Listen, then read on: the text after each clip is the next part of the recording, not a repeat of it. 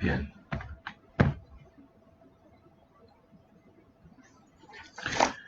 Bueno, buenas noches, estimadas, estimados.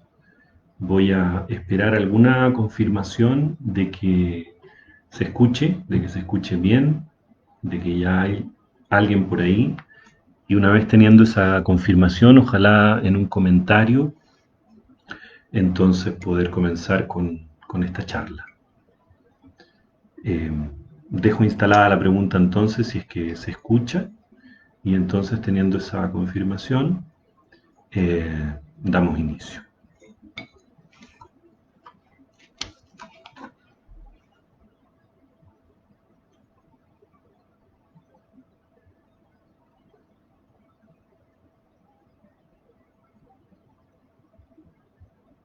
Bien, perfecto. Ahí me dice Estefanía Barbé que se escucha, Marta que se escucha. Bueno, les agradezco a ambas. Se escucha bien, Ro, me dicen por ahí, la Nico, en fin. Bueno, entonces paso a saludarles y a darles la bienvenida. Hacer un Facebook Live sobre un tema teórico o clínico supone para mí bastantes como desafíos. Por una parte, eh, darle cierto rango científico, cierto estatuto teórico riguroso a lo que se diga. Por otra parte, si es que se va a hablar de clínica, hacerlo con suficiente sensibilidad, confidencialidad, con lo que implica hablar de clínica, de malestar humano. Y por otro lado, algo que me interesa sobremanera es poder darle al psicoanálisis, al discurso psicoanalítico propiamente tal, una difusión y una masificación. Por supuesto que no va a ser, no se va a cumplir con este live ese objetivo, pero contribuir y asociarme con ese propósito que hemos tenido muchas y muchos colegas. Creo que en ese sentido en otras partes de Latinoamérica están un poquito más avanzados en esto, particularmente en Argentina, por ejemplo, respecto de cómo el psicoanálisis ingresa en el discurso de la sociedad y dialoga con la política pública, por ejemplo, con la inserción en salud mental, etcétera. Y creo que en Chile el psicoanálisis todavía es un discurso más periférico respecto de su influencia cultural, de cómo permea la sociedad. Entonces, creo que tenemos un deber ético, de alguna manera, los analistas, de salir de este discurso como más endogámico, de este hermetismo teórico, que no nos permite dialogar con la sociedad en un sentido amplio y entrar en discursos interdisciplinarios también. Entonces, desde esa perspectiva, yo voy a intentar utilizar un lenguaje que sea respetuoso con el cuerpo teórico del psicoanálisis y sus autores, y al mismo tiempo nos permita dialogar tal vez con personas que no saben de psicoanálisis o saben muy poco. Y me parece que intentar generar esos esfuerzos de que lo analítico se entienda, para mí es tremendamente importante, sobre todo en una plataforma como esta. Bueno, ahí les voy agradeciendo los saludos a quienes se van incorporando. Y lo primero, desearles a cada una, a cada uno de ustedes que estén bien, de salud, sus familias, sus amistades. Vivimos tiempos muy particulares, eh, hay mucha abundancia de charlas como esta, incluso hasta cierta sobreabundancia, sobre todo cuando el acápite de la charla es coronavirus.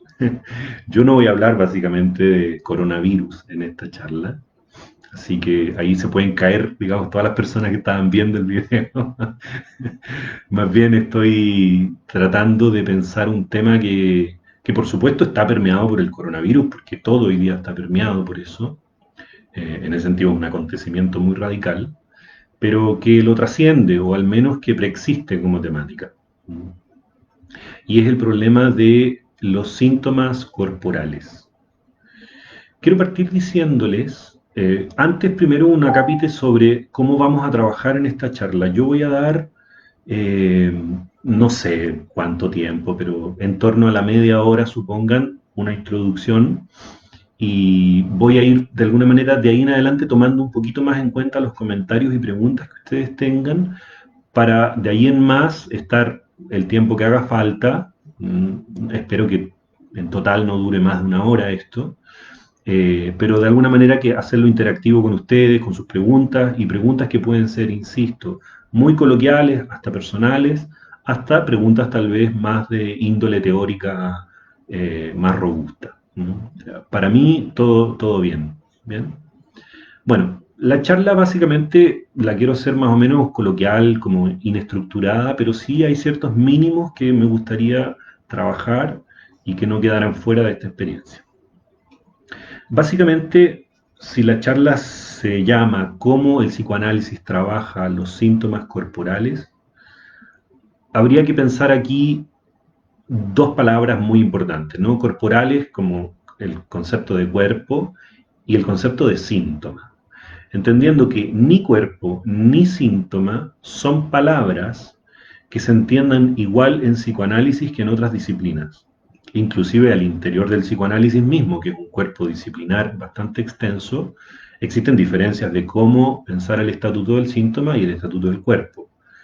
Voy a intentar mapear un poquito esas diferencias internas, pero sobre todo en principio, intentar mapear las diferencias externas al psicoanálisis para pensar el problema del síntoma.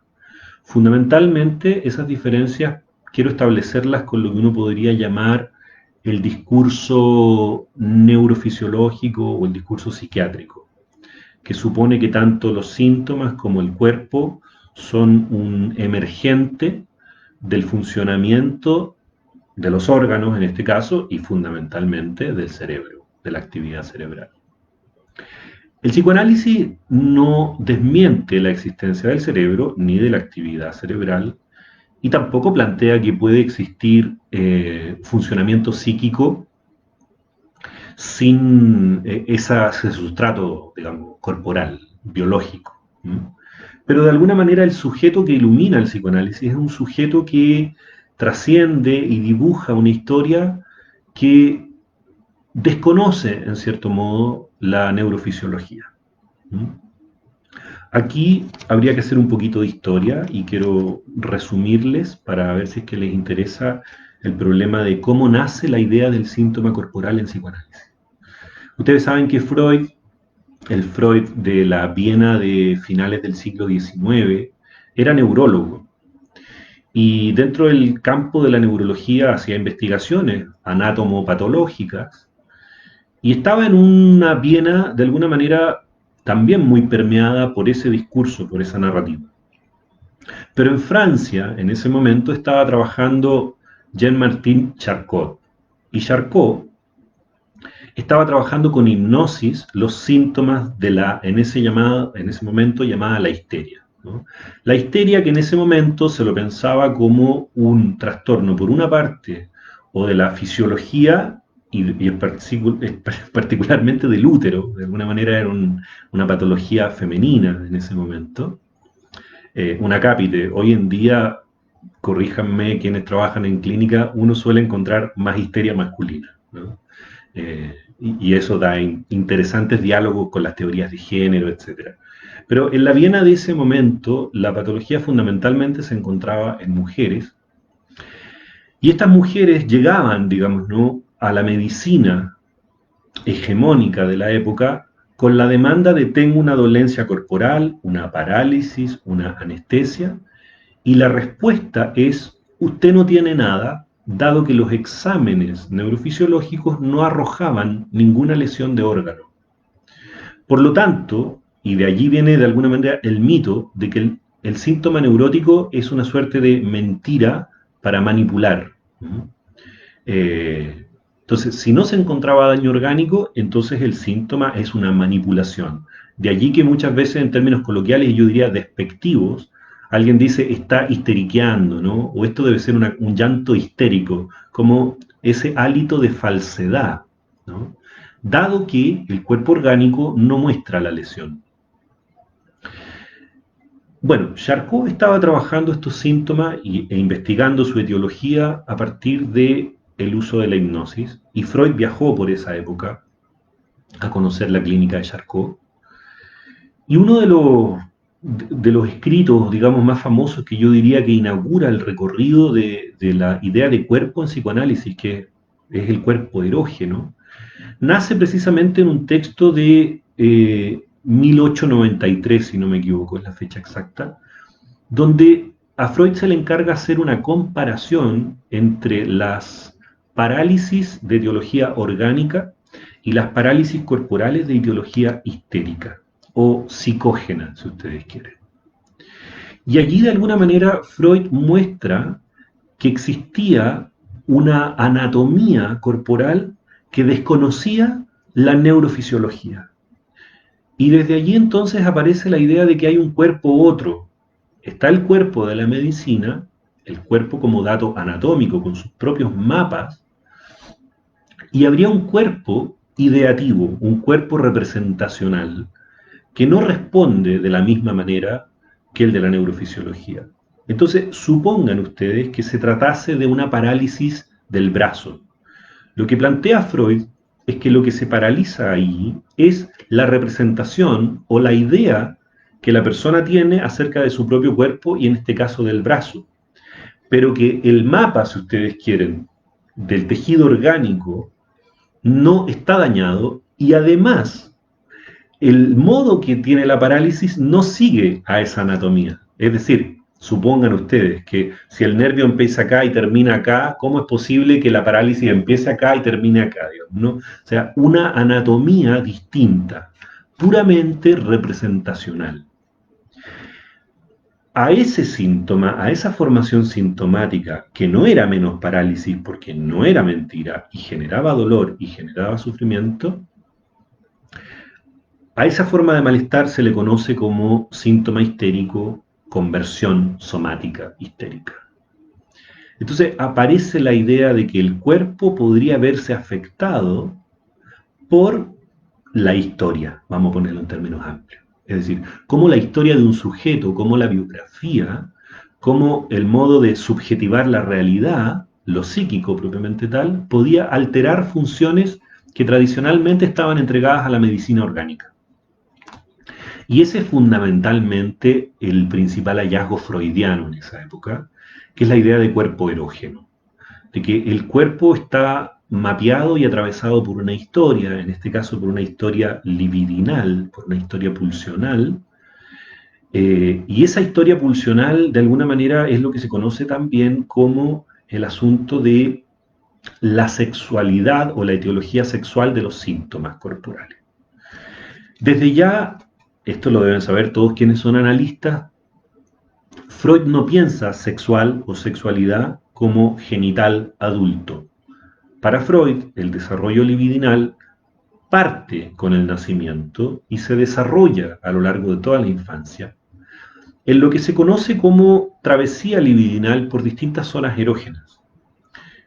Ustedes deben saber también que, por ejemplo, el bebé en la etapa de lactancia, de amamantamiento, está fundamentalmente apuntalado a la zona oral, ¿no? A través de la satisfacción de la necesidad biológica del hambre, del encuentro con el pezón y la succión de la leche, se produciría no solo la satisfacción de una fuerza instintiva biológica de autoconservación, puramente médica, si ustedes quieren, sino que allí mismo se produciría un encuentro entre la madre y el bebé, y en dicho encuentro hay una huella de satisfacción. Esa huella de satisfacción, que Freud lo trabaja a través de la teoría del apuntalamiento, transforma lo puramente instintivo orgánico, si ustedes quieren hereditario, en una marca histórica, en una huella histórica. Huella que de alguna manera hace que la zona oral y el pecho se transformen en objetos de deseo, ya no solo en objetos de la necesidad. La idea de que el bebé en ese momento, por lo tanto, constituiría su boca como una zona oral y que por lo tanto tendría satisfacción con el chupeteo más allá de la leche a posteriori, también está dada, y esto lo trabaja Jean Laplanche, por ejemplo, por la idea de que la madre también, en el momento del encuentro con su bebé y el encuentro con su propio pecho, tendría una experiencia también, de alguna manera, de una huella que a veces es de satisfacción y a veces es de otra cosa. Entonces, el apuntalamiento freudiano no estaría solo dado por la succión, digamos, instintiva de mamar del bebé, sino también estaría dada por la demanda que la madre hace al bebé de succióname, chúpame la leche. Es decir, hay una fuerza de encuentro vincular entre un lado un bebé succionante desde las fuerzas hereditarias y por otro lado una madre interesada en que ese bebé se alimente y se nutra. Por ello es que en el nacimiento del inconsciente del bebé está el inconsciente materno o está el inconsciente de todas las personas que están en cuidados primarios respecto de dicho bebé. Bueno, eso que yo estoy diciendo, que a ustedes les puede parecer una escena puramente nutricional o puramente afectiva, para Freud es una escena intrínsecamente sexual. Bueno, el recorrido libidinal seguirá a lo largo de toda la vida, se irá cambiando de zonas erógenas fundamentalmente, y en las neurosis adultas, de alguna manera, lo que Freud va a descubrir es que algo de estas huellas infantiles van a estar presentes en la neurosis del adulto.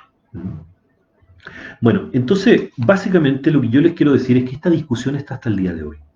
O sea, si uno dialoga con un psiquiatra, con un neurólogo, o en general, con la gente, cualquier persona, digamos, ¿no? Va teniendo la idea de que los síntomas son algo que ocurre por una suerte de disfunción orgánica. Hoy día uno podría pensar que es una cuestión genética o falla en la neuroplasticidad, en fin. Es interesante el diálogo que el psicoanálisis pueda tener, por supuesto, con la investigación orgánica y fundamentalmente con las neurociencias serias, no las neurociencias de difusión en revistas, digamos, coloquiales. ¿Sí? Sin lugar a duda. Y hay todo un camino de investigación ahí.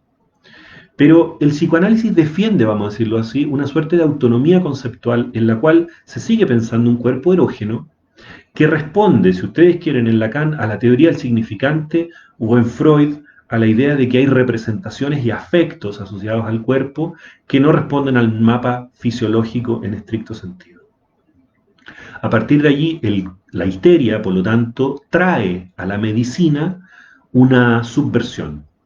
Acá me gusta mucho plantear un poco la tesis de Foucault, que inventa el concepto de biopolítica, estudia de alguna manera las relaciones que existen entre el saber, el poder y el cuerpo. Esta tesis la trabaja muy bien un colega argentino y amigo, Bruno Bonoris, en su libro El nacimiento del sujeto del inconsciente, que dice que la histérica, el cuerpo histérico en particular, y aquí histérico tiene toda la dignidad de la palabra, es un concepto político, de alguna manera viene a poner en jaque el saber médico de una época. Saber médico que es hereditario de la ciencia moderna y del cogito cartesiano. No quiero complejizar demasiado la cosa, pero básicamente el cogito cartesiano instala una diferenciación entre dos sustancias. Hay una sustancia extensa que se le llama, bueno, res extensa o sustancia extensa, que es el soma, que es el cuerpo. Y hay una sustancia cogitans, que es una sustancia pensante inmaterial.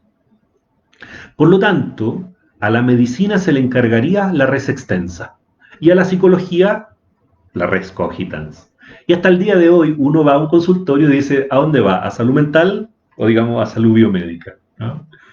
Si en los exámenes no te sale nada, te mandan al médico. Si en los exámenes te sale algo, o sea, perdón, te mandan al psicólogo. Si en el psicólogo la depresión no responde al tratamiento, bueno, entonces vaya al médico porque su depresión debe ser endógena, orgánica, entonces tiene que medicarse. Esta bifurcación o esta escisión que instala Descartes en la filosofía, pero que de alguna manera inaugura la ciencia moderna, produce esta diferenciación, que yo diría que la histérica y el cuerpo del psicoanálisis, el cuerpo teórico, viene a subvertir o a desmantelar, o a poner en jaque a lo menos. Porque nada indica que si yo no tengo una lesión de órgano, no me puede doler el cuerpo o no puedo perder funciones corporales. Por lo tanto, hay que poder repensar cuál es la idea de esta disociación entre dos sustancias que parecieran no tener vínculo la una con la otra. Habrá que pensar una sustancia distinta, tercera, eso es de alguna manera lo que trabaja Lacan con la idea de sustancia gozante. Habrá que pensar que en realidad estas dos sustancias están integradas y en intrínseco diálogo, como lo hará Freud, Winnicott y otros autores. Habrá que pensar que hay un cuerpo erógeno que de alguna manera es un cuerpo psíquico, es decir, que habría un cuerpo perteneciente a la res cogitans. Bueno, son distintas tesis, pero todas ellas apuntan a subvertir esta idea de que la medicina sabe todo acerca del cuerpo y que las disciplinas psi solamente tendrían que encargarse, vamos a decirlo así, de las ideas, de las emociones, de las representaciones.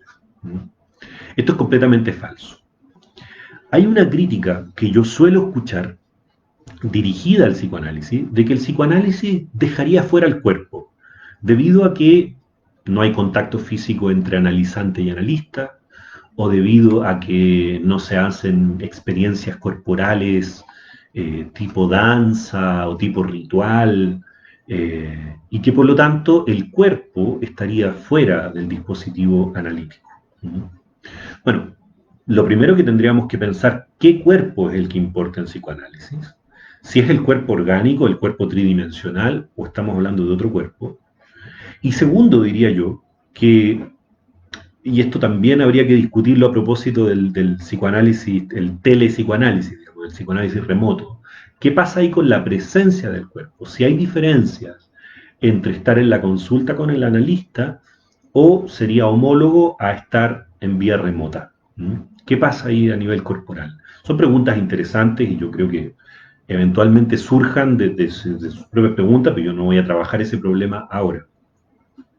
Básicamente, quiero decirles que el síntoma, entonces, en Freud, primero que nada, responde a lo que, a lo que Freud en algún momento llama una formación de compromiso. Para Freud, el síntoma de partida no es una lesión de órgano, en primer término, el síntoma neurótico, sino una formación de compromiso entre dos instancias en conflicto. Por un lado, las fuerzas pulsionales de la sexualidad que buscarían encontrar la satisfacción en vía directa, y por otro lado, las fuerzas represoras, las fuerzas morales que impedirían esa descarga directa de la sexualidad. Por supuesto que Freud tiene todo un recorrido de la etiología de la histeria, de la etiología de la neurosis y de la formación de síntomas, que es tremendo y que uno lo va encontrando y tiene una evolución. Pero de alguna manera siempre llega a la idea de que en el síntoma hay un conflicto y que el síntoma sería una forma de resolver dicho conflicto. De allí que Freud dirá que el síntoma neurótico es la vida sexual de los neuróticos. Es decir, el síntoma es una metáfora de lo reprimido. Es un retorno de lo reprimido, pero desfigurado. ¿Qué quiere decir esto? Si el síntoma, o sea, si la pulsión pudiera satisfacerse en forma directa, si la pulsión sexual pudiera satisfacerse en forma directa y no desfigurada, entonces no tendríamos síntoma. El síntoma es precisamente porque esa satisfacción se ve reprimida, desalojada de la conciencia, se produce un conflicto, digamos, de inconciliabilidad con esa representación, entonces se vuelve inconsciente dicha representación. Y los síntomas no serían otra cosa que el retorno de aquello que fue reprimido previamente por este conflicto de inconciliabilidad. Por eso es que el síntoma es una formación de compromiso que satisface tanto a la defensa, a la represión, como a la satisfacción sexual, porque es la única manera que esa emoción pulsional encontró para satisfacerse, de manera desplazada, desfigurada y con un costo de sufrimiento muy grande, porque en todo síntoma hay un sufrimiento. Pero de alguna manera allí aparece la idea de que en el síntoma uno goza, de que en el síntoma hay una satisfacción, hay algo que se satisface en el síntoma. Y por lo tanto, por más que los pacientes nos digan, este síntoma me jode, no quiero más con este síntoma, desde la perspectiva freudiana, uno tendría que necesariamente asumir que en ese síntoma sí hay una satisfacción de algo y por lo tanto abandonarlo no será sencillo. Hay una ganancia en el síntoma. Estoy hablando de paradigma freudiano, ¿no? Y por lo tanto, el trabajo con el síntoma en Freud va a tener que ver con volver conscientes las representaciones, los deseos y las fantasías que se satisfacen en el síntoma, porque al volverlas conscientes y poder trabajarlas simbólicamente, entonces el cuerpo, si se tratase de un síntoma corporal, ya no va a ser el canal de satisfacción. Esto es tremendamente interesante como hipótesis, porque de alguna manera uno diría, ¿cómo trabaja freudianamente hablando un síntoma corporal? Pues bueno, intentando encontrar los discursos, las palabras y las historias que están encapsuladas en dicha zona del cuerpo.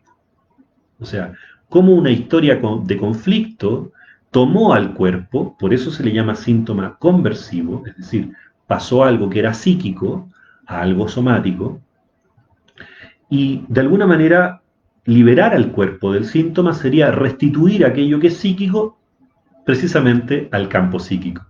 Y por eso es que la cura trabaja fundamentalmente con el diálogo, la palabra, la escucha y la interpretación. Y no removiendo el cuerpo o con masajes, digamos, o disolviendo eso que está allí. Bueno, el método de Wilhelm Reich, de alguna manera con la idea de corazas caracterológicas y tocar partes del cuerpo, en fin, habilita otras tesis. Es muy interesante también poder pensar los síntomas corporales a la luz de la teoría de Reich. Pero hablando en sentido estrictamente freudiano, el trabajo con el síntoma corporal es paradójicamente un trabajo con la palabra y con la historia. Bueno, para Lacan, el concepto de sustancia gozante y el concepto de que el cuerpo simboliza al otro da un giro epistemológico muy grande, que en principio pareciera ser una continuidad respecto de la obra de Freud, pero en realidad hay puntos de gran discontinuidad también, y la teoría del significante de Lacan es distinta que de la teoría de las representaciones en Freud, así como los afectos en Freud no son exactamente lo mismo que el goce. La teoría de la pulsión en Freud es distinta de la de Lacan. No digo ni mejor ni peor, pero sí establecer que son distintas. Quiero, por último, hablarles un poquito de Winnicott y finalmente hacer una diferenciación entre síntomas neuróticos, que son los que introduje hasta acá, y síntomas psicosomáticos, donde el cuerpo orgánico, el cuerpo biológico sí estaría dañado. Y con eso a lo mejor dar ciertas luces de cómo yo entiendo que es el trabajo propiamente tal entre analista y analizante para ir trabajando estas cosas. Bueno, en la teoría de Winnicott, que a mí me interesa muchísimo poder dar a conocer, de alguna manera el concepto capital del que parte Winnicott sería que el bebé nace en un estado de indefensión y por lo tanto de dependencia absoluta respecto de los cuidados de su ambiente. La madre ambiente se le llamará a ese concepto, pero no habría que pensarlo exclusivamente como la madre biológica, sino cualquier alteridad en cuidados primarios respecto de ese bebé. Y que en el encuentro entre ese bebé y su ambiente se van a ir produciendo procesos integradores o se van a ir produciendo fallas traumáticas que van a dejar estragos en el cuerpo o procesos de integración en el cuerpo. Entonces, también Winnicott lo que diría con esto es que el mapa biológico, lo hereditario del cuerpo del bebé, no es suficiente para producir una integración psicosomática o una salud. Más bien se va a requerir que lo hereditario, la tendencia a la integración, los potenciales del bebé, encuentren en el ambiente ciertos cuidados y ciertas acciones específicas, y en dicho encuentro solamente se va a producir la maduración biológica y psicológica esperada, sin la cual no se va a producir. Incluso hay un analista, los que trabajaron con bebés hospitalizados, por ejemplo René Spitz, que de alguna manera vio cómo a nivel corporal incluso los bebés no sobreviven, se enferman, no desarrollan su sistema nervioso si es que no tienen estimulación afectiva y simbólica de cuidadores estables.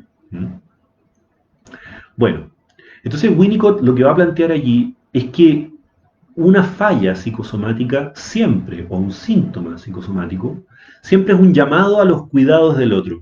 Es como si a través del síntoma corporal el sujeto llamara a un otro para ser visto y cuidado. Porque precisamente en eso es que se produce la posibilidad de la integración. Esto es muy interesante para pensarlo clínicamente, porque de alguna manera cuando alguien despliega un síntoma en transferencia con el analista, de algún modo es un llamado al analista puesto en el lugar de alteridad simbólica, puesto en el lugar por regresión a la dependencia, en el lugar de cuidados primarios, y por lo tanto el trabajo desde la perspectiva de Winnicott de los síntomas no va a ser solo brindarle una interpretación o una lectura simbólica a los síntomas, sino que también va a ser ofrecerse como ambiente que va a dar ciertos cuidados, contención y un cierto manejo que va a permitir justamente que la persona se reintegre con su propia corporalidad. Esto es muy interesante para poder pensar precisamente el problema de la transferencia y contratransferencia, ¿no? Bueno, los síntomas en todo caso histéricos o neuróticos, que de alguna manera podrían afectar al cuerpo pero sin lesión de órgano, son distintos que los síntomas psicosomáticos, que son síntomas donde sí se encuentra lesión de órgano, pero donde tradicionalmente la medicina no conoce etiología orgánica. Por lo tanto, lo que se dice acá, se dañó el cuerpo orgánico, pero las causas de dicha lesión probablemente tienen que ver con la historia, algunos le llamarán con el estrés, en fin. Entonces, hay muchos analistas que han trabajado el problema psicosomático. Está la Escuela de París, emblemática, Martí, Samiali, en fin. Y que de alguna manera la hipótesis fundamental que la diferenciaría del síntoma neurótico o histérico es que acá no se trataría tanto del inconsciente reprimido y su retorno simbólico, no se trataría tanto de leer al síntoma, en el sentido de cuál es el mensaje que hay ahí, sino que se trataría en primer término de una falla más primaria. Es decir, que no se produjo nunca una suficiente integración psique-soma como para que los síntomas sean precisamente símbolos, ¿no? Por lo tanto, allí el problema de las angustias arcaicas, las angustias y defensas previas a la represión, lo que podría conocerse como el Edipo temprano, los cuidados ambientales, lo que plantea Bion como la función de madre en reverie, en fin, van a ser cruciales para poder pensar esto. Ahora, esta diferencia como radical entre síntomas psicosomáticos y síntomas histéricos, yo no la comparto del todo. Yo creo que los síntomas psicosomáticos también se puede trabajar simbólicamente. También hay una historia anudada en dichos síntomas. Lo que pasa es que pueden ser historias anudadas por lo que Joyce McDougall en su libro Teatros del Cuerpo trabaja como el concepto de histeria arcaica. Es decir, son personas que lograron la represión, que instalaron el inconsciente y el proceso primario, pero que no obstante lo que se está jugando en sus síntomas son angustias previas a las angustias de castración. Y por lo tanto las defensas también son más intensas, como las angustias esquizoparanoides y otras, que estarían en juego en estos síntomas. Por lo tanto, lo que plantea McDougall y otros, André Green también trabaja muy en esa línea, es que uno puede interpretar neuróticamente a estas personas, pero sí, bajo regresión a la dependencia, en transferencia, lo que se va a producir es algo más primario, más primitivo. Yo quiero en este caso, por ejemplo, compartirles una experiencia de un historial, una viñeta breve, y dar paso a sus preguntas y yo ir cerrando mi desordenada, poco esquemática y de alguna manera como deficiente argumentativamente presentación, pero que espero que ilumine distintos territorios desde donde entrar a este asunto. Yo estaba trabajando con una paciente que había sido diagnosticada de bipolaridad y de otras tantas cosas, y en realidad muy sobremedicada, había recibido incluso electroshock en su infancia, etc. Y curiosamente, y esto no lo digo porque yo me oponga a la medicación a toda costa, pero sí creo que hay un efecto a veces político de sobremedicar sin hacerse las preguntas pertinentes de qué es lo que está ocurriendo y qué es lo que está causando realmente un síntoma. Entonces, esta chica había sido abusada sistemáticamente, violada sexualmente, y bueno, ella no lo tenía en su recuerdo consciente, había sido una vivencia desalojada de su conciencia. Eh, y bueno, de alguna manera muy identificada a la idea de que yo tengo un cerebro dañado y no tengo vuelta. Iniciamos análisis, trabajamos en diván, trabajamos 2 a 3 veces por semana durante un buen tiempo. Y yo lo que les quiero decir con esto, que habían síntomas que tenían un sentido simbólico, pero que no obstante se estaba trabajando y tramitando con él en un sentido mucho más primario. Ella no lo podía poner en palabras. Entonces, yo recuerdo que un tiempo ella empezaba a hablar de cosas que tenían que ver con su infancia, pero no todavía en torno a la vivencia de abuso sexual. Y cada vez que ella hablaba de su infancia y de algunas cuestiones, yo sentía náuseas y mareos. Los sentía en mí. Ella no daba cuenta de estar sintiendo ni náuseas ni mareos. Yo me quedaba con esa sensación. En ese sentido, la teoría psicoanalítica de la transferencia contra transferencia es re interesante porque no se trata solamente de una cuestión de palabras, se trata también de cómo la corporalidad de cada una de las partes está mutuamente afectada en un territorio como, si ustedes quieren, transicional o de extimidad, donde no se sabe qué cosa es de quién, ¿sí? Bueno, de hecho, para Lacan directamente la transferencia es un fenómeno que está entre analistas, así como lo inconsciente, así como el cuerpo, así como el sujeto, ¿no? Pero bueno, volviendo al caso, yo me sentía nauseabundo después de las sesiones con ella, y en algún minuto logramos llegar al recuerdo traumático, ella logra ponerlo en palabras por primera vez, y cuando ella logra hacer eso, se para de la consulta, me pide permiso y va corriendo al baño, y yo escucho cómo comienza a vomitar en el baño de asco. Ella tenía muchos síntomas orales, tenía también muchos síntomas en la garganta, luego fuimos viendo cómo las vivencias de la sexualidad estaban asociadas también a algo en el orden de recuerdos parciales de ser ahorcada, y bueno, en fin, no quiero entrar más en el caso porque los casos son confidenciales y no quisiera profundizar tanto en eso. Pero sí decirles cómo una persona, a través de mi malestar corporal, estaba primariamente pudiendo comenzar a acercarse a simbolizar un síntoma que todavía estaba muy lejos del recuerdo, muy lejos de la palabra, y que generaba angustias muy primitivas. Yo en general no soy de sentir náuseas, por lo tanto, más allá de preguntarme, ¿estaré yo repudiando a mi paciente o yo habré comido un plato que me cayó mal? La verdad es que la hipótesis fue probablemente estos síntomas que yo estoy sintiendo son síntomas transferenciales. O sea, algo de su malestar y de su historia está hablando en mi cuerpo. Entonces el psicoanálisis acá se pone más radical, porque de alguna manera estamos trabajando los síntomas corporales de ella en mí. Pero una vez que yo puedo ayudarla a simbolizar, entonces vuelven a ella y vomitan. Bueno, a propósito de ese recuerdo y de ese vómito, se abrió todo un espacio nuevo en la clínica, por supuesto, que nos permitió progresivamente ir simbolizando más, generando nuevas preguntas, lo que en psicoanálisis se conoce como ir histerizando el discurso. Histerizando es ir generando preguntas, ¿no?, en torno a la historia. Por lo tanto, es una palabra muy, muy potente. ¿Mm? Bien,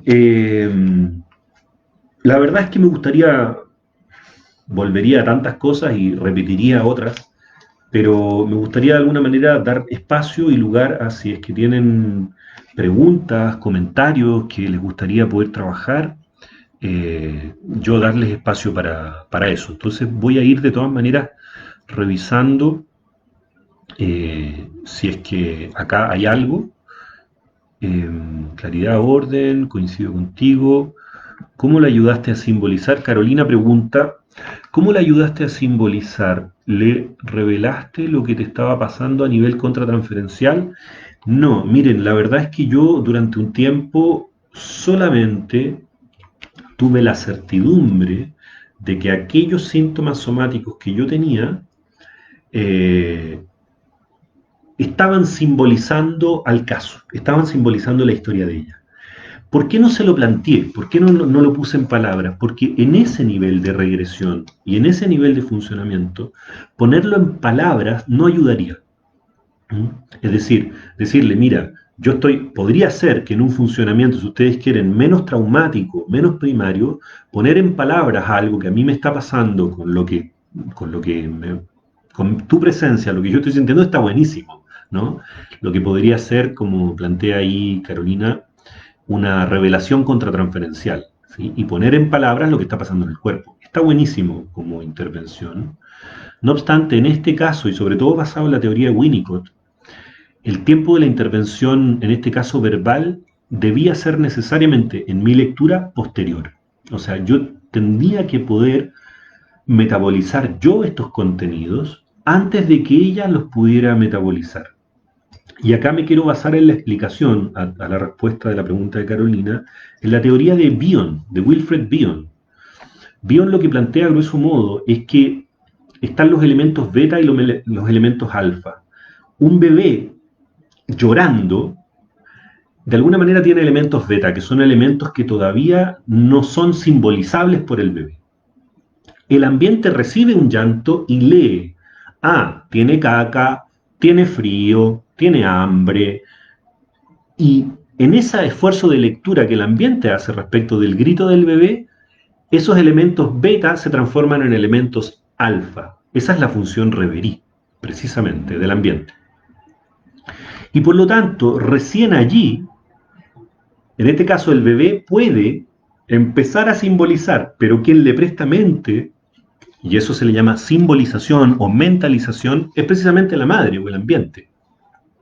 Entonces lo que yo entendí en ese momento, bajo regresión a la dependencia en transferencia, es que yo no debía transformar esto que a mí me llegaba como sensaciones en, me quiero zafar de esto, esto debe ser tuyo. Yo tenía que ser capaz de contener un buen tiempo y metabolizar y pensar yo de qué se podía tratar esto, para recién tener condiciones de posibilidad para transformarlo en palabras. Y de hecho, ella lo hizo por sí sola.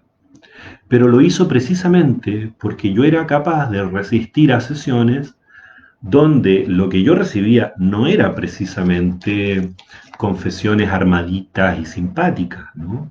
Yo recibía, esto no sirve para nada, me siento pésimo, me quiero ir, me duele acá, angustia pura, no sé qué decir. Entonces, de alguna manera, allí la función del analista no es solo interpretativa, hermenéutica, sino que también, como dice Winnicott, es de sobrevivencia a estos aspectos más primarios del otro. Por lo tanto, no angustiarme yo era mi intervención. Para responder a Carolina en términos más esquemáticos, mi hipótesis fue, yo tengo que tolerar estos síntomas en mí, tengo que poder intentar metabolizarlos para en algún momento sí transformarlos en diálogo con ella, y fue lo que precisamente fue ocurriendo. Pero no precipitarme como intervención a trabajarlo de esa manera, porque eso podía romper el hechizo, vamos a decirlo así, ¿no? Me parecía que era fuera de timing. Después, por supuesto que sí. De hecho, es una paciente con la que años después las cuestiones que tenían que ver con la transferencia, contratransferencia, se ponían mucho más rápido en palabras, ¿sí? Pero en esa época en la que esto ocurría, hubo que trabajar primero como más el holding y el reverí, el holding como contención, como continente afectivo, que otra cosa. Bueno, ahí me dice Carolina que entiende el punto que planteo. Bueno, qué bueno que se entienda. Quedo abierto a otros comentarios o preguntas. Algunas personas dicen, bueno, a pesar de mi autoimagen, hay cierta claridad, algo se entiende, así que está bueno eso. Susana González, hola Susana, dice, entonces el lenguaje o la palabra es siempre un piso sobre el cual la contención de la transferencia se realiza. Bueno, siempre depende de cómo se teorice transferencia y lenguaje. Pero, Nicole, yo diría que a grueso modo, perdón, Susana, porque llegó un comentario de Nicole después y de Estefanía, que ya voy para allá a responder eso. Primero voy a trabajar un poquito lo de Susana. El lenguaje es un piso, bueno, planteado desde Lacan, sí, por ejemplo, ¿no? Para Lacan, lo inconsciente es fundado por el lenguaje, ¿no? Y por lo tanto, no hay acto, por más no verbal que éste sea, que no esté atravesado por el significante, que es distinto que las palabras. Entonces, para mí, los síntomas psicosomáticos, incluso las regresiones tan primarias como esta, sí son simbólicas en el sentido lacaniano. Porque si hay significantes en juego, si hay una historia con la alteridad que marcó, si hay pregunta, hay todo eso. Lo que pasa es que a nivel del funcionamiento del yo, los niveles de angustias que hay, las defensas yoicas son tan primitivas que de alguna manera el ejercicio hermenéutico de la palabra y de la interpretación, vía metáfora, puede caer fuera de timing, pero siempre de alguna manera el inconsciente va a estar atravesado por el lenguaje. ¿Mm? Eh, y precisamente la transferencia encuentra su piso allí, en el lenguaje. Por supuesto que también el lenguaje va a atravesar los cuerpos, por lo tanto puede haber un diálogo de cuerpo a cuerpo y ese diálogo es un diálogo de lenguaje desde el punto de vista psicoanalítico, aunque no se diga palabra. Entonces, no piensen que abrir la boca es simbólico y callarse es corporal, porque esa no es la distinción psicoanalítica. Eh, Luego Nicole plantea, entonces tú percibiste los síntomas antes que ella porque de alguna forma ya tenías más claro lo que a ella le ocurría. No es que yo tuviera del todo claro lo que le ocurría. Lo que yo tenía medianamente claro, como hipótesis clínica, es que aquello que yo estaba sintiendo no tenía que ver con algo que yo rechazara de ella, ni tenía que ver con algo que estuviera mal en mi organismo, sino que era una respuesta a poner el cuerpo en sesión para escuchar lo que ella traía. Por lo tanto, si lo que ella estaba diciendo en ese momento no era particularmente dramático, ni asqueroso, ni nada, y yo me sentía así, suponía que a través de sus palabras ella estaba circulando en torno a un núcleo traumático que sí podía ser nauseabundo. Y esa era mi hipótesis. Y yo decía, mientras más tiempo yo resista esto y tenga como hipótesis que aquí hay un núcleo nauseabundo todavía no simbolizado, en algún momento eso va a llegar. Y con esa hipótesis trabajé y fue lo que a posteriori se verificó. A veces uno tiene hipótesis clínicas que a posteriori no se verifican y hay que cambiarla por otra.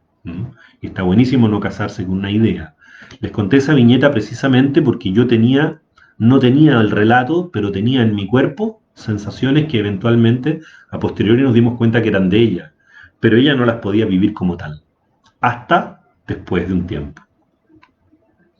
Bueno, Estefanía plantea, como analista, ¿puedes distinguir aquellos síntomas ligados más a esta conversión histérica, más que a los fallos de órgano como tal, y si el cuerpo sirve como un servicio de desplegar esos síntomas? Perfecto, ya. Y si el cuerpo sirve como un servicio de desplegar esos síntomas, ¿por qué regresarlos al campo simbólico de la psique si dices que también puede haber una satisfacción en el paciente?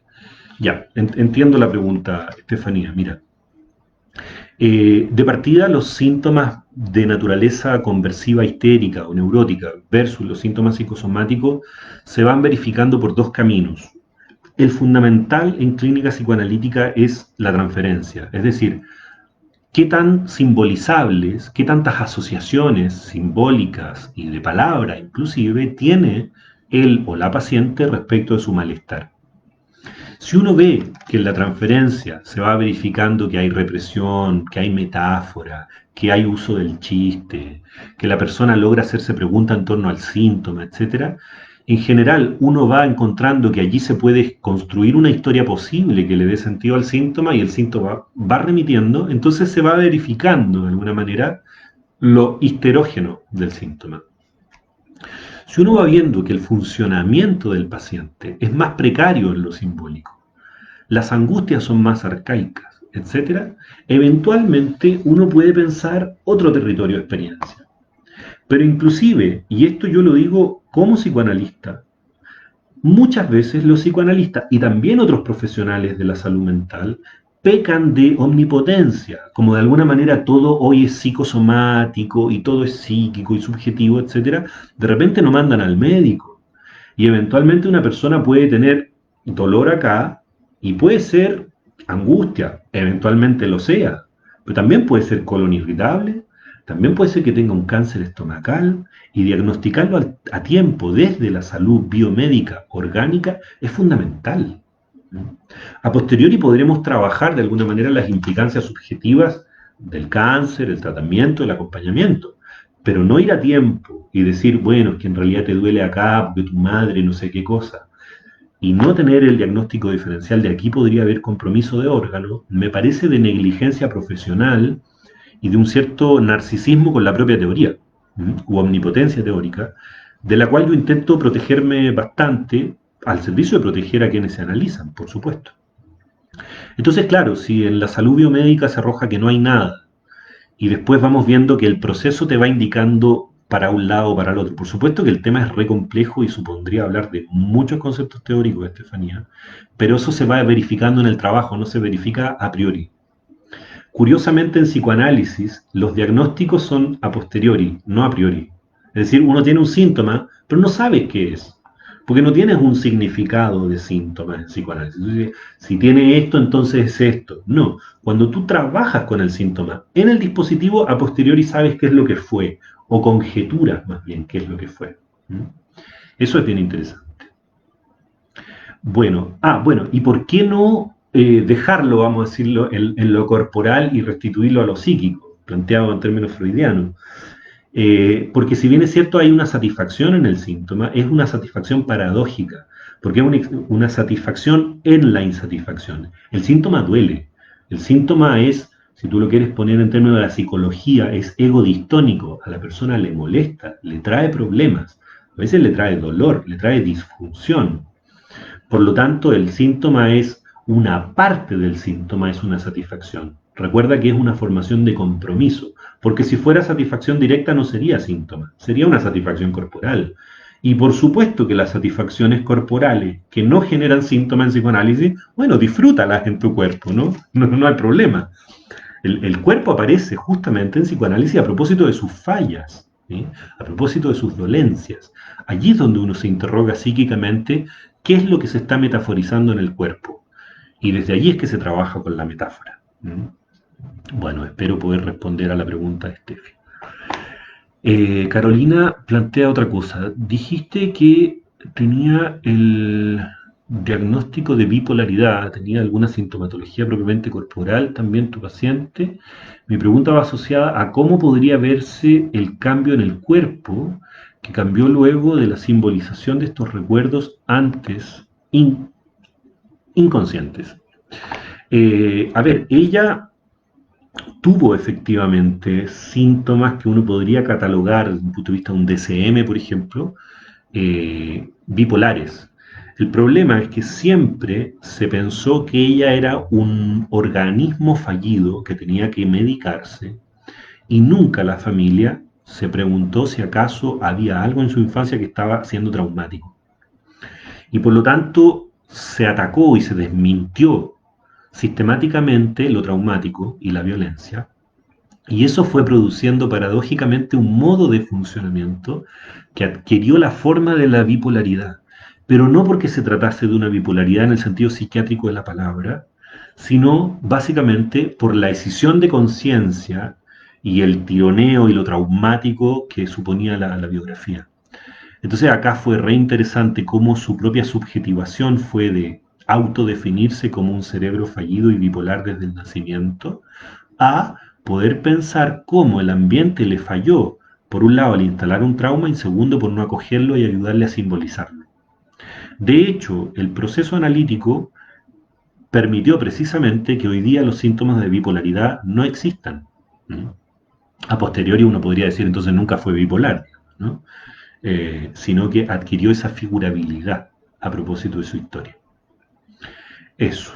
Bueno, no sé si voy respondiendo. Ustedes saben que es distinto leer un comentario y comentarlo rápidamente en vivo que una conversación más sostenida y distendida. Pero bueno, intento de alguna manera poder bien interpretar sus mensajes. Vamos con el mensaje de Nicole. Nicole dice, este funcionamiento de sintomatizar vivencias inconscientes de otros, como el ejemplo que menciona, se reconoce también en otro tipo de vínculos de tal fusión, tales como madre e hijo u otros vínculos. Absolutamente sí, absolutamente. De hecho,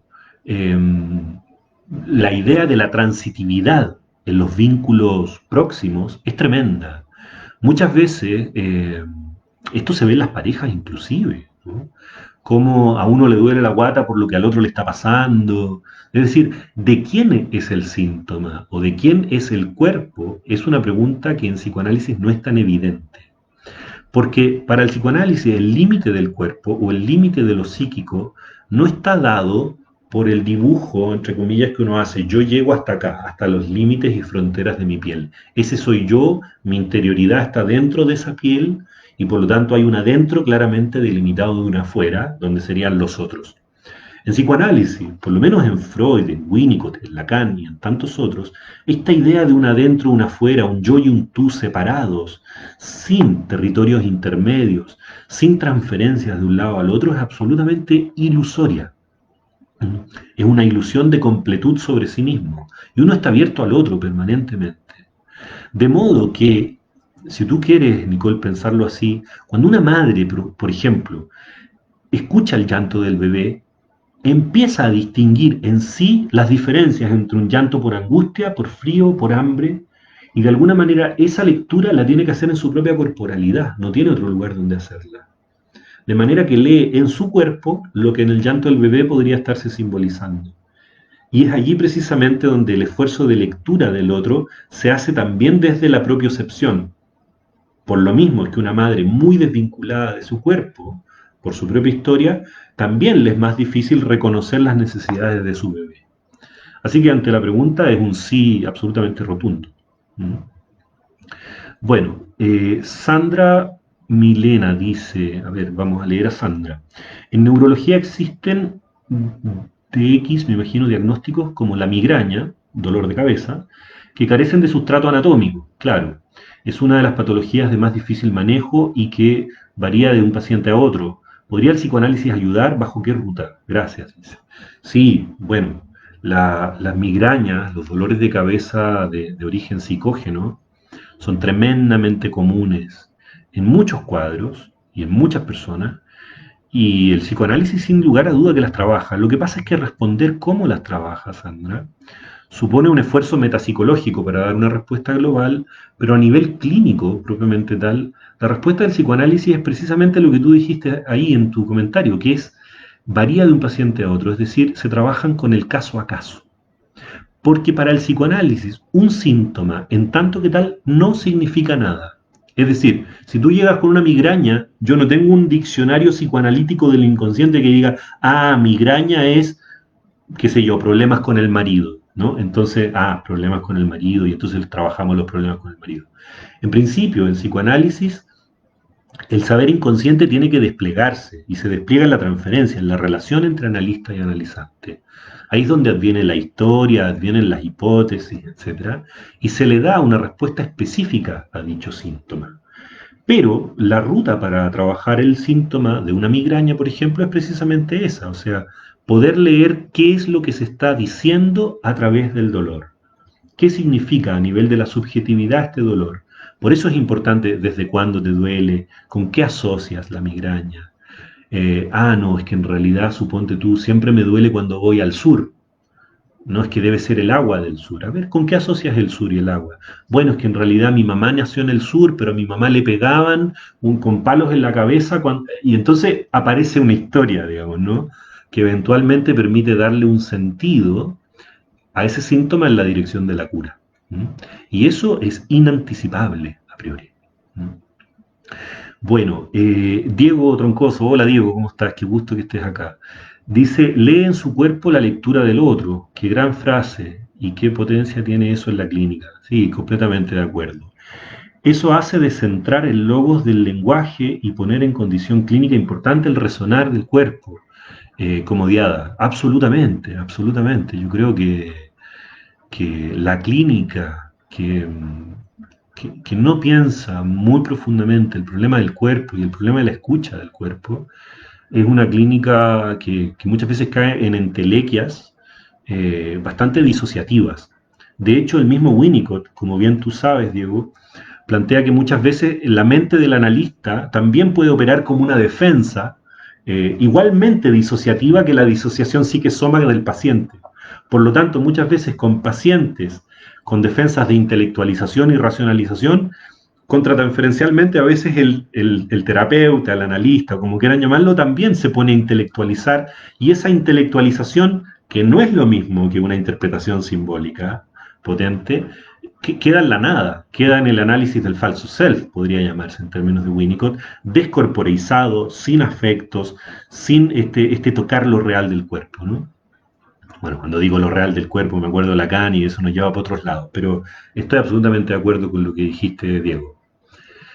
Bueno, y son temas que sé que maneja porque lo hemos conversado algunas veces. Ahí está Fariel. Hola, Fariel.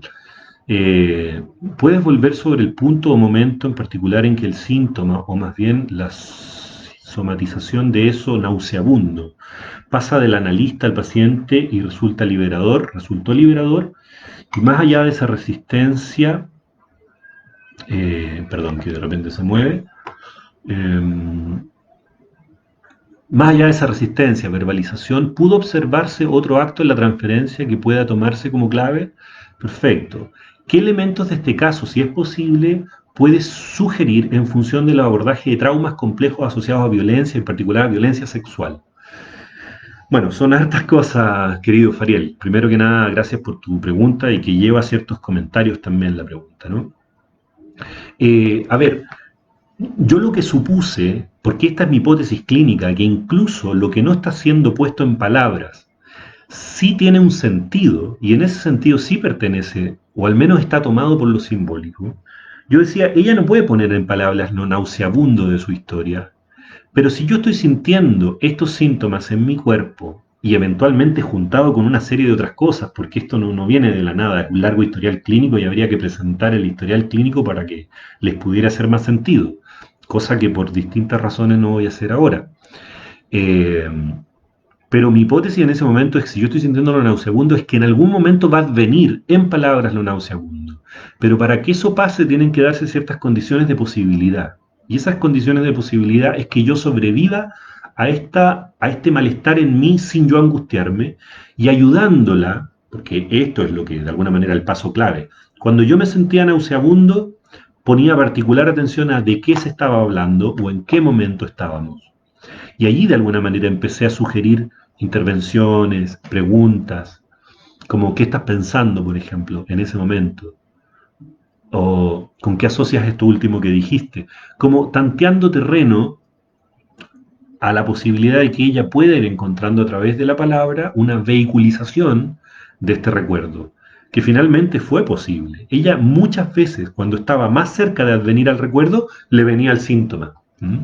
En ese sentido también el síntoma, o más bien me venía a mí el síntoma, eh, era un parelé, digamos, ¿no? Hablaba de lo intolerable del recuerdo, precisamente, por algo que estuvo puesto en el cuerpo tanto tiempo antes de poder ser puesto en palabras. Ponerlo en palabras también de alguna manera era desautorizar a todos los psiquiatras que le dijeron que era bipolar, tomar contacto con un recuerdo absolutamente intolerable, desafiar la autoridad de sus padres y por qué no la cuidaron. O sea, en cierto punto, lo nauseabundo en el cuerpo era más fácil que tomar conciencia de un recuerdo tan traumático. Sobre traumas sexuales en general, en psicoanálisis y en la sexualidad, bueno, ustedes saben, es el tema freudiano, es el tema de Ferenczi, el tema de la sexualidad, no solo el trauma, en general el desarrollo libidinal, pero en particular respecto del trauma, lo que en psicoanálisis yo pienso que es un gran aporte al problema del trauma sexual es que cuando se produce un trauma sexual, lo traumático es la escena como tal, o el conjunto de escenas, al modo de un trauma acumulativo. Pero hay otra parte de lo traumático que es igualmente importante, que es que el ambiente que debiere proteger a esa persona en indefensión, no solo no protege, sino que reniega o desmiente la vivencia traumática. Esto es, por ejemplo, un padrastro viola a su hijastra, la hijastra eventualmente le llega a contar a la madre y la madre le dice, estás inventando, estás mintiendo, o es que tú lo sedujiste, o te vas de la casa, o cómo se te ocurren las injurias. Bueno, ese momento de desmentida, o ese momento donde incluso el niño tuvo miedo de contar porque suponía que no le iban a escuchar, esa fractura respecto del ambiente es eventualmente tan traumática o parte del trauma, tanto como la vivencia sexual propiamente tal. Y por lo tanto, la función analítica no es solo recuperar el recuerdo traumático, sino que es un conjunto de validaciones del criterio de la persona que fue abusada, donde queda muy desconfiada de sí misma, ataca sus criterios de una manera muy potente, y se da también un cuadro que se conoce como identificación con el agresor, es decir, la víctima de la sexualidad, de una agresión sexual vivida pasivamente, luego se reprocha a sí misma haber sido culpable de la escena. Es decir, quizás yo lo seduje. Y otra forma de identificación con el agresor son como tres formas en que este concepto se puede trabajar. Es el autorreproche, como tratarse tan mal a sí mismo, tan basura a sí mismo como alguna vez fue tratada por el agresor. Y tercero, repetir con otras víctimas lo que pasivamente sufrió con el agresor.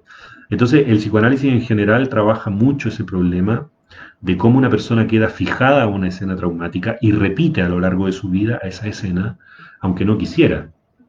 Porque una persona, por ejemplo, que fue golpeada, uno dice, bueno, pero ¿por qué ahora, si fue golpeada por el padre, se busca, o por la madre, se busca una pareja golpeadora? Si supuestamente es lo que no le gustó de su infancia. Bueno, el psicoanálisis ahí tiene mucho que decir respecto de la fijación pulsional y otros conceptos. ¿Mm? Bueno, voy a seguir adelante porque hay más comentarios. Hay que comprender, dice Susana, que el cuerpo no está separado de la psique y por tanto, sí, sin lugar a duda, y por tanto no es lo uno o lo otro. Son absolutamente, absolutamente. Precisamente lo que dice de alguna manera Winnicott, que son dos facetas, o si ustedes quieren, dos caras de una misma y única realidad, que es la realidad psique-soma, que no son dos palabras, sino que es una sola. ¿Mm? Y desde allí el cuerpo es una superficie escritural, el cuerpo es psíquico, el cuerpo erógeno es un cuerpo psíquico, sin lugar a duda. Bueno, Diego Troncoso pregunta, de tu experiencia en biodanza, que trabaja, es una disciplina que trabaja con el cuerpo, la corporalidad, la danza, la caricia incluso, ¿logras tener más sensibilidad en este sector o nivel? Mira, sería todo un lindo tema y grande para conversar, Diego. No obstante, para mí la experiencia con biodanza, más allá de que no la superpongo, no la mezclo metodológicamente con el psicoanálisis, la práctica de biodanza que trabaja mucho con la propiocepción, con la sensibilidad respecto de la corporalidad, sí creo que te da particular sensibilidad para trabajar con la contratransferencia a nivel de las sensaciones corporales. Así que, a grosso modo, yo diría que sí, que es una tremenda herramienta. Incluso te permite leer, vamos a decirlo así, con más pertinencia ciertas cuestiones que tal vez para un analista sin cierta sensibilidad por lo corporal podrían pasar como inexistentes, o no leerlas como significantes valiosos. Por ejemplo, una persona que se entrega que no se entrega al diván, sino que, por ejemplo, se acuesta o incluso se está sentado, pero tiene el cuello rígido y mira así y la voz es metálica. Evidentemente, esos elementos son parte del material clínico, ¿no? Es como si alguien dijera, oye, estoy súper contento hoy día. O sea, las disociaciones que uno puede observar ahí, si uno trabaja solamente con lo que se dice, como a la letra, sin poder escribir lo que el cuerpo dice, me parece que no trabaja en psicoanálisis, trabaja en otra cosa, ¿no? Así que, bueno, sí, Diego, efectivamente es una muy linda experiencia lo que te da la biodanza para poder trabajar con la corporalidad más que con el cuerpo, con la corporalidad entendida como el cuerpo vivo, el cuerpo sintiente. Ahí está Nicole. Hola Nicole, qué bueno. Nicole me contó por ahí que estaba de cumpleaños su hija, así que le mandamos felicidades a tu hija Nicole. ¿Qué dice? Grande Rodrigo, un gusto escucharte. Acabo de integrarme y precisamente llegué a tu ejemplo sobre el sur. Bueno, ahí estamos en el sur. Nicole es una gran amiga psicoanalista del sur, con la cual tenemos algunos proyectos por ahí. Así que mis saludos para allá. Andrea dice sí, no sé a qué, no sé si será servicio impuesto interno o sí a lo que dije, pero a algo de lo que dije dice sí, tal vez a esto de biodanza, no lo sé. Bueno, voy a habilitar una o dos preguntas más y ya vamos cerrando para poder prometer mi apuesta de que íbamos a estar trabajando en torno a la hora, ¿no? Y no más allá de eso. Fiorella, hola Fiorella, dice, necesariamente el paciente tiene que provocar el daño hacia otros o estas conductas pueden ser de carácter solo masoquista. Sí, efectivamente, yo lo que daba es distintos ejemplos de la identificación con el agresor, pero la vertiente masoquista es sadismo contra el propio yo. Por lo tanto, en ese sentido, identificación con el agresor es tratar al propio yo como el agresor trató a la víctima previamente. Esa es una vertiente que puede darse sin maltrato a otros. Más allá de que en el masoquismo moral y en el masoquismo erógeno siempre va a haber alguna vertiente de daño a otros, porque entre otras cosas el masoquismo a esos niveles lleva a depresiones que arrastran a otros también. Pero estoy de acuerdo en que no necesariamente va a haber un daño o una repetición directa, digamos, como una repetición de pauta. Bueno, eso, Fiorella, gracias por preguntarlo. Carolina, todo un tema con la atención clínica por internet en la actualidad, claro. ¿Cómo ha sido para ti la experiencia de la corporalidad bajo este formato? Eh, a ver, son hartas cosas que decir acá. Yo de partida sostengo, y esto yo lo practicaba antes de la pandemia, que se puede hacer análisis vía remota. En general, cuando se trata de pacientes neuróticos, yo diría que la alteración de la clínica es bastante baja, prácticamente imperceptible. Creo yo que con pacientes que tienen estructuraciones con angustias más precarias que las de la neurosis, con modos de funcionamiento yoico más difusos, más inestructurados, con más dificultad de utilizar la palabra como vehiculización de su existencia, de dar cuenta de sí, el dispositivo remoto se vuelve más complejo, porque requiere interconsulta, porque la cuestión de la vestimenta, del olfato, del cuerpo como sensorial, incluso de la presencia de un analista en un mismo salón, como condición, aunque sea ilusoria, de que si pasa algo va a haber un otro corporeizado allí, se vuelve más potente. Yo en general la clínica que practico, al menos en la consulta particular, suele ser una clínica más tendiente a lo neurótico, ¿no? Por lo tanto, no he visto gran dificultad. Y el cuerpo erógeno, el cuerpo psíquico, la sustancia gozante de Lacan, no se ven alterados por el dispositivo. Y por lo tanto, el cuerpo es igualmente presente e igualmente interpretable. Pero yo diría que hay clínicas, de las clínicas de mayor regresión y de mayor demanda en la dependencia, que pueden sí verse alteradas y allí el signo menos, como la no presencia del otro, puede ser un poquito más complejo. Lo mismo pasa con la clínica infantil, por ejemplo, ¿no? Que mis colegas que trabajan con clínica infantil han tenido que reinventarse, porque el tema ahí del juego y del contacto con el otro, por lo tanto la cuestión del cuerpo, es tremendamente potente. Un paciente psicótico y el olor que tiene, ¿no? En fin, como que hay muchas cosas que están ahí en juego en la cuestión de lo remoto. Yo creo que no, lo que habría que evitar con esto es las respuestas simples, digamos, ¿no? Como no está el cuerpo, no se puede trabajar, o da lo mismo, porque el cuerpo del cual hablamos no es el cuerpo de la medicina orgánico anatómico, es otro cuerpo, entonces da lo mismo. Creo que esas polaridades o simplificaciones no ayudan a pensar la clínica. Más bien creo que también la pregunta aquí opera en el caso a caso, si se sostiene o no el proceso, dado ese encuadre.